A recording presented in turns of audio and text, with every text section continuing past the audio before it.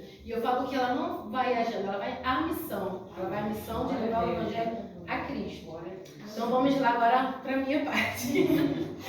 Quero deixar um texto aqui para os irmãos que se encontra em João 14,6. João está forte. Disse-lhe Jesus: Eu sou o caminho, a verdade e a vida. Ninguém vem ao Pai se não for por mim. O tema que eu quero trabalhar com vocês hoje é sobre o caminho. Será que todos os caminhos levam a Deus? Essa é só uma pergunta para deixar uma reflexão de vocês. Porque muitas pessoas acham que todos os caminhos levam a Deus. Será que essa pergunta é verdadeira? Então, assim, quando abrimos a palavra de Deus e lemos o texto que fala sobre o caminho, se chegarmos numa igreja bíblica, vamos ver que eles encontraram o caminho. Eles tiveram uma experiência de salvação e conversão, mas o que estão na idolatria e na feitiçaria não descobriram o caminho, pois estas coisas se continuam em barreiras para tal conhecimento. Até se fala em cristianismo, mas não se descobriram o caminho ainda. E isso aqui, irmãos, fala muito forte no meu coração, porque eu tive muitas decepções com a igreja, chamada igreja. Mas ao decorrer das decepções, eu fui vendo que Deus forja esse caráter para descobrir verdadeiramente onde está depositado o nosso coração. Se o nosso coração está depositado no homem, como fala aqui, na idolatria, tem muitas pessoas que se diz cristão, mas idolatra o homem, não faz do que realmente Cristo deixou, quer obedecer a homens. Eu tive líderes que falavam para mim, assim, Cris, você não concorda, mas a gente tem que fazer porque a gente tem que... Eu falei, não, eu tenho que obedecer o que a palavra me diz. Pode ser pastor, pode ser líder, se não estiver dentro da palavra, eu não vou obedecer. Eu não posso idolatrar os homens, nem aquilo que eles colocam para a gente. E na feitiçaria também, porque eu vejo também no meio do povo que se diz cristão, até orações contrárias. Eu acho que quando você tem o seu coração puro em Jesus, quando você realmente teve um encontro com Deus, você não vai fazer uma oração contrária, como o Alexandre falou que aconteceu com a gente. Eu jamais pedi o mal dessa pessoa. Eu sempre falava assim, eu creio na justiça de Deus, eu coloco nas mãos de Deus. Mas já tem pessoas que falam, ai, tomara que aconteça isso, vamos orar para não sei o quê. Não, isso é feitiçaria. Desde o momento que você faz uma oração ao contrário que a palavra diz, é dado como feitiçaria. Desde o momento que você atribui objetos, né, como chave disso, chave daquilo, cajado daquilo, parece que Jesus não é o suficiente, parece que a palavra dele não é suficiente. Então, verdadeiramente, graças a Deus, eu agradeço a Deus pela essa rica oportunidade de conhecer a verdade que há em Cristo Jesus. Porque quando você conhece a verdade de Cristo Jesus, ninguém mais te engana.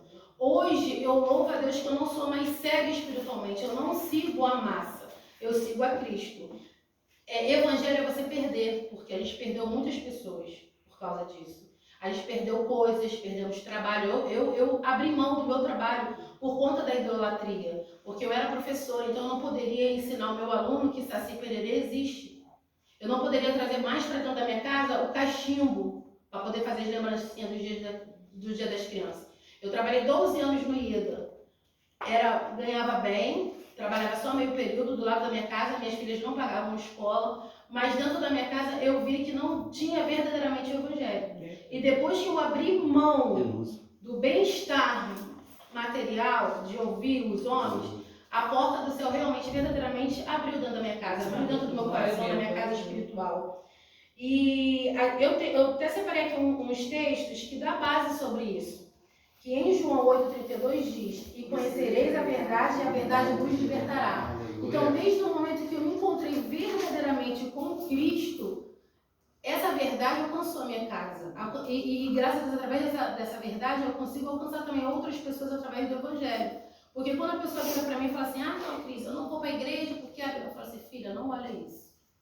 Olha somente para Cristo.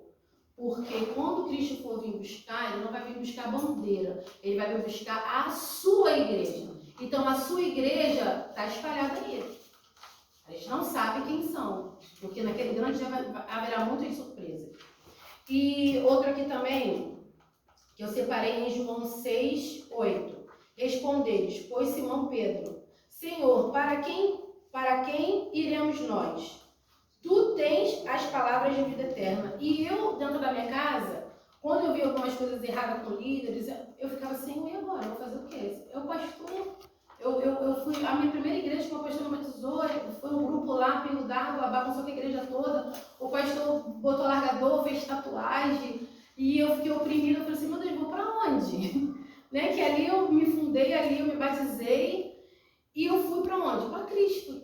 Eu encontrei com a palavra dele, que só ele tem a palavra de vida eterna, me conduziu para um outro lugar, que eu fiquei 4 anos, desse outro lugar me conduziu para cá, porque eu estou aqui para honra e glória ao Senhor Jesus. E tem um outro texto aqui também que eu achei também muito forte.